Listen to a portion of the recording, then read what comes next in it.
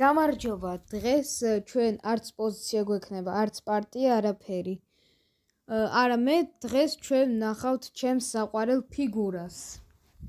ხო, ნუ თქვენი საყვარელი ფიგურა, რაც არის, დაწერეთ კომენტარებში, რომელი ფიგურა გიყვართ და რატომ.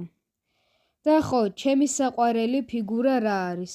პასუხი გამხილდება 3 წამში. 3, 2, 1. სწორი პასუხი არის პაიკები. რატომ? შენ შეიძლება გაგიკვირდეს. ის ყველაზე სუსტი ფიგურა არის. ხო, ნუ 4 მიზეზი მაქვს, თუ რატომ არის პაიკი ყველაზე კარგი და საჭირო ფიგურა. პირველი. ის არასდროს არ იხევს უკან. ყოველთვის წინ მიდის, რომ ლაზიერი გახდეს. ან ნახეთ, ეს მეფე მისდევს, რომ დაეწიოს. და პაიკი უკან არ იხევს. ყოველთვის წინ მიდის, რომ გახდეს ყველაზე ძლიერი ფიგურა თამაშში. ნუ ხან სხვა ფიგურაც ხდება, ეტლი, მხედარი ან კუ, მაგრამ ყველაზე ხშირად ლაზიერი და ამისთვის ის უკან არ იხევს. მეორე.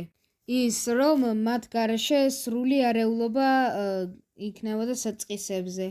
პაიკები, როგორც იცით, საწყისებზე მეორე და მეშვიდე ხაზზე არიან.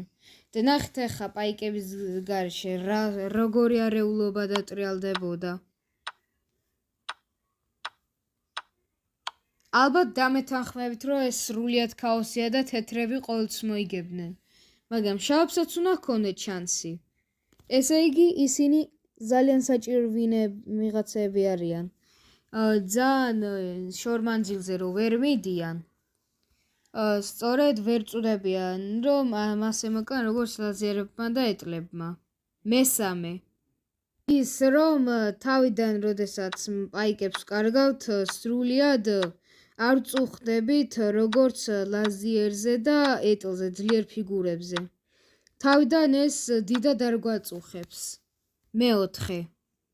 ის რომ თუ შავებს ერთი ფიგურა აქვთ დარჩენილი მაგალითზე და თეთრებს ერთი პაიკი, ჩავთვალთ, რომ ფრედასრულდება, თუ თეთრები გაცოცხლებას ვერ მოასწრებენ. და შავებმა ახლა რო არ მოცხებინონ თეთრებს პაიკი ყველაფერს დათმობენ, რომ შეაჩერონ იგი. და თუ ორი ფიგურა არის დაფაზე დარჩენილი, ესე იგი ფრე დასრულდება ერთი პაიკის გამო, ხანდახან. კაი, დღესაც კიდე სულ ეს იყო, არ დაგავიწყდეთ ვიდეოს დალაიქება და არ იხეს გამოწერა. მე კიდე ამით დაგემშვიდობებით, ნახვამდის.